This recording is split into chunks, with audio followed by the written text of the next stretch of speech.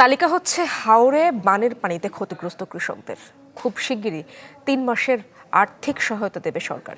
DC সম্মেলনে অংশগ্রহণ শেষে এই তথ্য জানান কৃষিমন্ত্রী আমিনুর রশিদ। ডিসি সম্মেলনের দ্বিতীয় দিনে অংশ নেন ১৬ মন্ত্রণালয়ের মন্ত্রী, প্রতিমন্ত্রী ও সচিব। নতুন কর্মপরিকল্পনা বাস্তবায়নে নির্বাচনী ইশতেহারের সঙ্গে সামঞ্জস্য রাখার উপর জোর দেন মন্ত্রীরা। জেলা প্রশাসক সম্মেলনের দ্বিতীয় দিনে ১৬টি মন্ত্রণালয়ের মন্ত্রী, প্রতিমন্ত্রী ও সচিবদের সাথে মতবিনিময়, যেখানে তৃণমূল পর্যায়ের জনগণের সমস্যা, সংকট এবং প্রশাসনিক চ্যালেঞ্জগুলো সরাসরি নীতি নির্ধারকদের কাছে তুলে ধরেন ডিসিরা। নিজ মন্ত্রণালয় নিয়ে অধিবেশন শেষে কৃষিমন্ত্রী জানান, হাওরে ক্ষতিগ্রস্ত কৃষকের তালিকা হচ্ছে।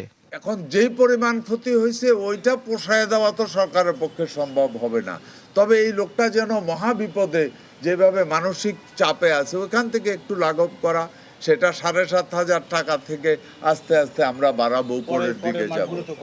পরে ব্রিফিংয়ে বাণিজ্য ও শিল্পমন্ত্রী খন্দকার আব্দুল মুক্তাদির জানান, কুরবানির আগে জেলা প্রশাসকরা ইমাম মুয়াজ্জিনদের চামড়া সংরক্ষণে প্রশিক্ষণ দেবেন। আরও জানান, ঈদ পরবর্তী ৭ দিন ট্রাকে চামড়া পরিবহন নিষিদ্ধ থাকবে। বিসিকের মাধ্যমে প্রত্যেকটা জায়গায় লবণ পৌঁছানোর ব্যবস্থা করব সরকারি খরচে। চামড়ার মধ্যে লবণ মাখানো হবে এবং কুরবানির ঈদের পরবর্তী ৭ দিন কোনো ট্রাকে চামড়া উঠবে না। অর্থ ও পরিকল্পনা মন্ত্রণালয়ের অধিবেশন শেষে প্রতিমন্ত্রী জুনায়েদ সাকি বলেন, সরকারি প্রকল্প গ্রহণ ও বাস্তবায়নে অপচয় ও দুর্নীতি রোধে নির্দেশনা দেয়া হয়েছে। অর্থাৎ যা উন্নয়ন বাজেট হবে গুণগত মান বজায় রেখে দুর্নীতি কমিয়ে এই সব প্রকল্পগুলো বাস্তবায়ন, এটা একটা কিভাবে তার জন্য প্রাতিষ্ঠানিক যোগ্য ব্যবস্থা তৈরি করা যায় সেইগুলো নিয়ে আলোচনা হয়েছে।